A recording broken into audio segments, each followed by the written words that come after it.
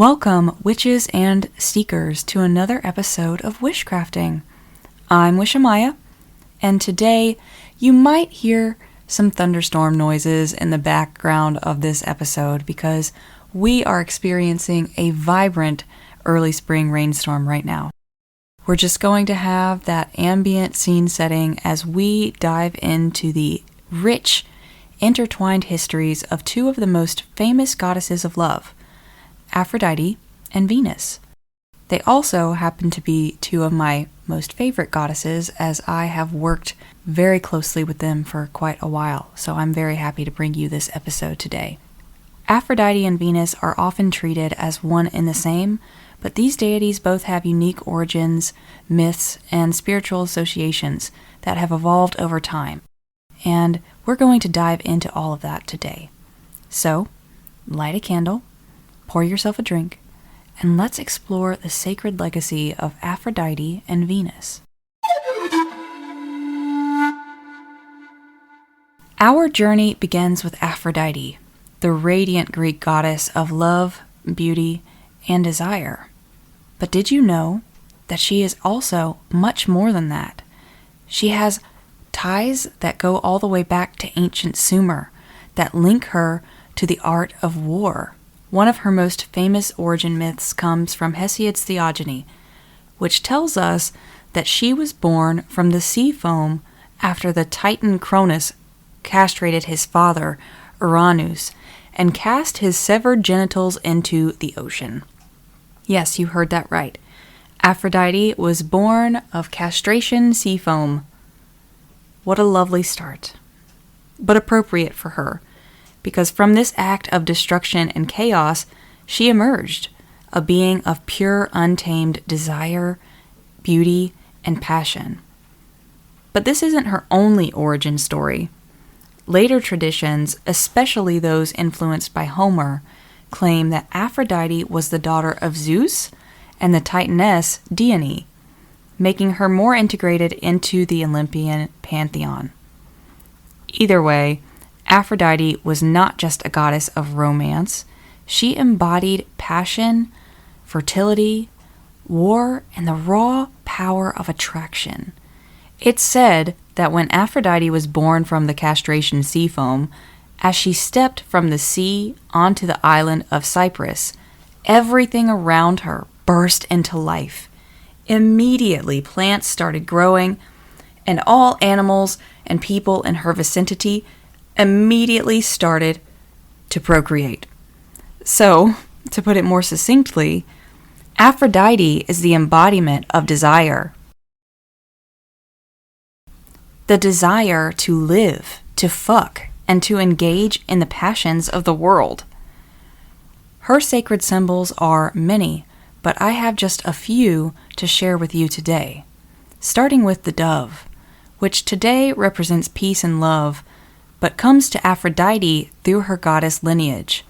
Not her lineage as told through the Greek pantheon, but the lineage of goddesses that are her predecessors. Aphrodite is a goddess with truly ancient roots. She made her way to Greece from ancient Sumer, where she was originally worshipped as the war and love goddess Inanna. After Sumer was conquered by King Sargon, he set his daughter and princess as the high priestess of Inanna's main temple, and a couple of others. Her name was Enheduanna, and she was tasked with bringing the conquered Sumer into the fold through syncretizing Inanna with their deity, Ishtar. She did this by writing beautiful poetry that called out the names of both Inanna and Ishtar in the same moving poetry, and it worked. Enheduanna is a fascinating historical figure and is the author of the earliest recorded poetry in human history, all for the sake of this lovely goddess. Anyways, Inanna became Ishtar, and as Babylonian and Akkadian empires expanded into Phoenicia, which is modern-day Israel, Syria, and Lebanon, she eventually became known as Astarte. Astarte traveled across the Aegean Sea and landed in Greece, especially in Sparta, where she became Aphrodite Aurea, or Aphrodite the Warlike. In Sparta, she retained her inheritance from Inanna, Ishtar, and Astarte as both love and war goddess, and was often looked to bless soldiers before battle. However, her worship spread north, and it eventually reached Athens, which was far more uptight and misogynistic than Sparta, believe it or not. A goddess who held the power of warfare and raw feminine passion was too against Athenian values, so Aphrodite was stripped of her warlike attributes in Athenian mythology. With the expansion of Athenian culture and the rise of Hellenism, both then and now, a softer Aphrodite became commonplace, and her war persona was superseded by the more acceptable goddess of love and beauty. However, she kept the symbols of her divine heritage through time and over oceans. The dove was heavily associated with Inanna, and later as Ishtar and Astarte as a representation of her ties to the heavens. The ancient Greek word for dove was peristera, which may be derived from the Semitic phrase para Ishtar, meaning bird of Ishtar. Each of these goddesses were often depicted in art with doves around them in various ways, which continued into the worship of Aphrodite in Greece. Doves adorned the temple of Aphrodite in the Athenian Acropolis, mirroring the ancient fresco paintings of doves on the Temple of Ishtar in Syria. Small marble carvings of doves were found as offerings at her temple at Daphne, akin to the lead carvings of doves found in the Temple of Ishtar in Assur, which was the ancient seat of the high priestess and Hinduwana, who I mentioned earlier.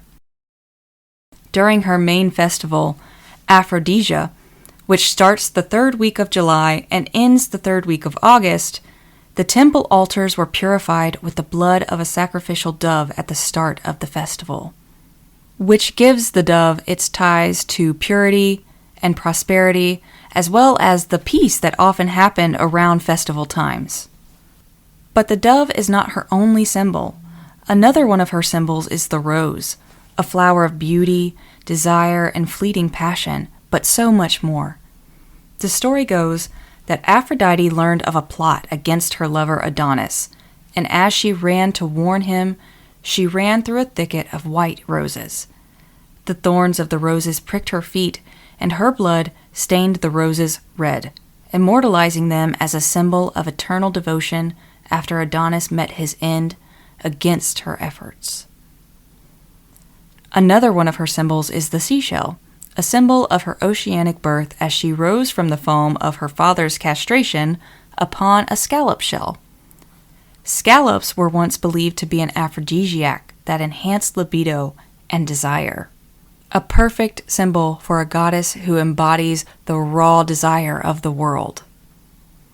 Sparrows are another symbol of Aphrodite, likely due to the fact that they are regarded as one of the most lustful and sexually active wild birds. The Greek poet Sappho described Aphrodite as having a chariot pulled by sparrows that allowed her to move swiftly towards a cry for help in love. In Greece, sparrows became a symbol of true love, not just lust, aided all by Aphrodite's hand. The myrtle tree is also associated with Aphrodite, as she was often depicted wearing a crown of myrtle leaves. Myrtle trees were also planted in the sacred garden of her temples, honoring her fallen love Adonis, whose mother was turned into a myrtle tree before he was born, which is a whole other story. It also symbolized the goddess's devotion, passion, and lasting love, and became a symbol of those things for her followers. Brides would often put sprigs of myrtle in their bouquets to bless their marriage with a true and lasting union. There are so many other symbols and associations to Aphrodite, and I'll have a link in the show notes if you'd like to explore them further. Now, let's turn our gaze to Venus, the Roman goddess who inherited much of Aphrodite's mythos, yet became something else. Unlike Aphrodite, Venus does not have an ancient birth story. Instead, she emerges in ancient Italian mythology as a goddess of cultivated fields and gardens. As Rome came into existence, they conflated Venus with Aphrodite, adopting her into Rome's origin story. As a local Italian fertility goddess, she easily carried Aphrodite's sensuality and feminine power. However, she has no myths of her own in the archaeological records, and was quickly syncretized with Aphrodite by Rome. She was eventually deeply tied to Roman ideals of duty, family, and political power, as one of Venus's most significant roles was as the mythological ancestor of the Roman people. According to legend, she was the mother of Aeneas, the Trojan hero who fled the burning city of Troy and eventually founded the Roman lineage. Because of this, Venus wasn't just a goddess of love, she was the divine protector of Rome itself.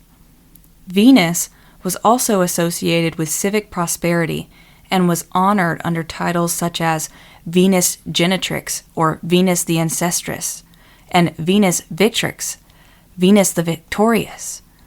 While Aphrodite was often portrayed as wild and unpredictable, Venus became a goddess of ordered love, strategic marriages, and the divine power of empire. She shares symbols with Aphrodite, but specific to Venus is the association to copper. This is because Julius Caesar minted coins with his face on one side and Venus on the other to further his claim as a descendant of Venus, and thus the lineage of Rome itself, to strengthen his claim to the throne.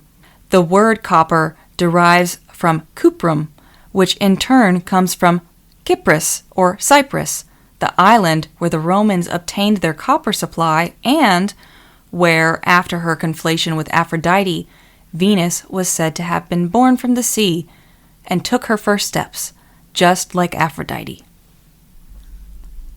So, how did these two goddesses become syncretized as one? Well, when the Romans absorbed Greek culture, they often syncretized deities, meaning they blended them together to create a unified pantheon. They were doing a lot of conquering, and this was a very strategic move on their part. Since Aphrodite and Venus shared so many similarities, they gradually became interchangeable. However, subtle distinctions remained. Aphrodite retained her wild and mystical aspects. Her worship often involved sacred rites of ecstasy and passion and raw sexuality. Venus, on the other hand, became more refined and civic-oriented. She was linked to Rome's divine destiny, politics, marriages, and the overall harmony of the state. As time went on, poets like Ovid and Virgil solidified Venus's identity as the Roman version of Aphrodite. By the time of the Renaissance, artists and mystics freely used their names interchangeably. So, whether you feel called to one goddess or the other, you can incorporate their energy into your practice and your life in different ways. To work with Aphrodite, you might focus or engage in rituals of self-love, sensuality, passion, creativity, devotion, embodiment, and my favorite, freedom. She is a chain breaker.